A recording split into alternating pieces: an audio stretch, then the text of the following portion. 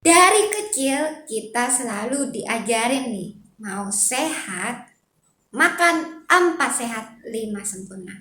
Tapi bener gak sih? Katanya makan nasi gak bagus, minum susu gak boleh. Kok jadi malah bingung ya? Yes, konsep itu sebenarnya menyederhanakan banyak hal dan malah akhirnya cenderung kurang tepat.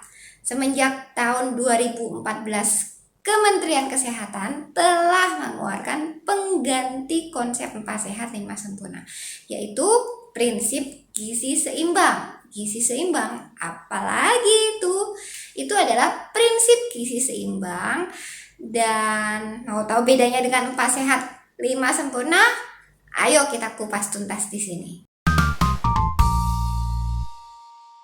Yang pertama, mungkin dulu kita ya pikirnya tuh 4 sehat 5 sempurna itu yang tersempurna.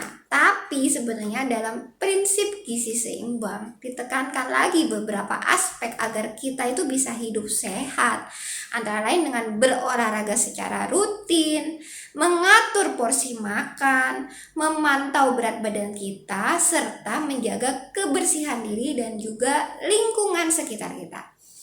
Kemudian susu nih ya, bukan lagi sebagai pelengkap.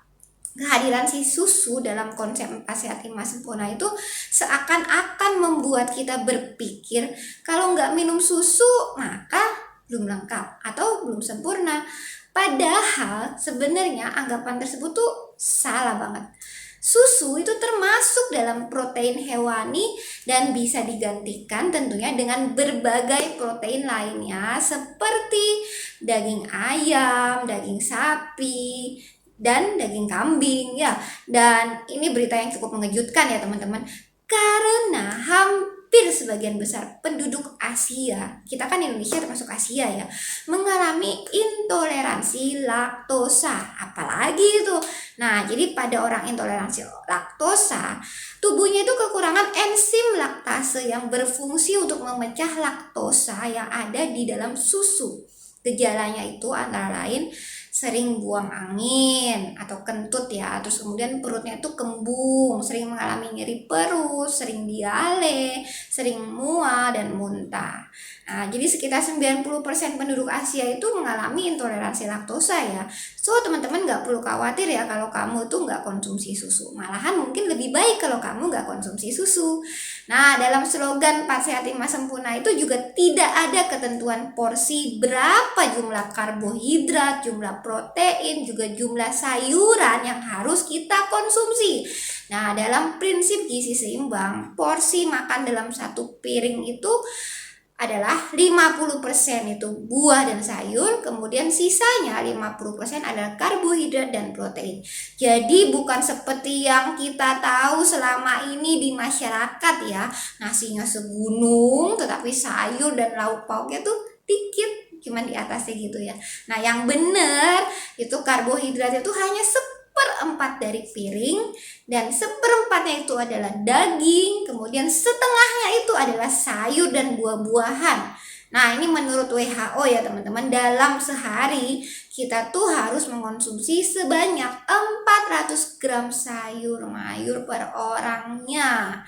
Nah, dalam prinsip gizi seimbang juga terdapat keterangan mengenai pentingnya teman-teman menjaga status hidrasi. Jadi dalam sehari disarankan untuk minum air putih setidaknya 8 gelas dalam sehari atau minimal 30 ml per kilogram berat badan per harinya.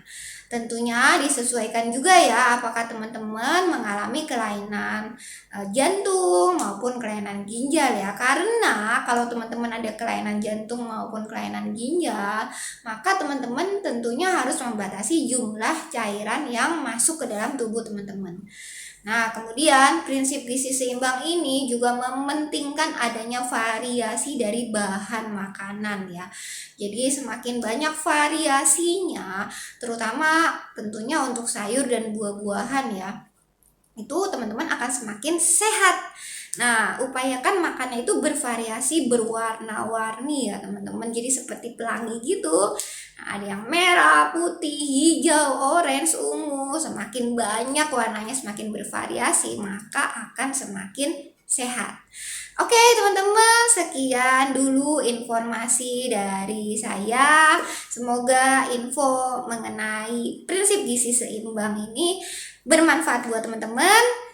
Kalau ada pertanyaan mengenai hal apapun, tulis di kolom komentar ya. Dan kalau ingin dibahas mengenai hal apapun juga tulis di kolom komentar ya. Saya tunggu komen-komen dari teman-teman ya. Stay happy, stay healthy. See you on next video. Dadah!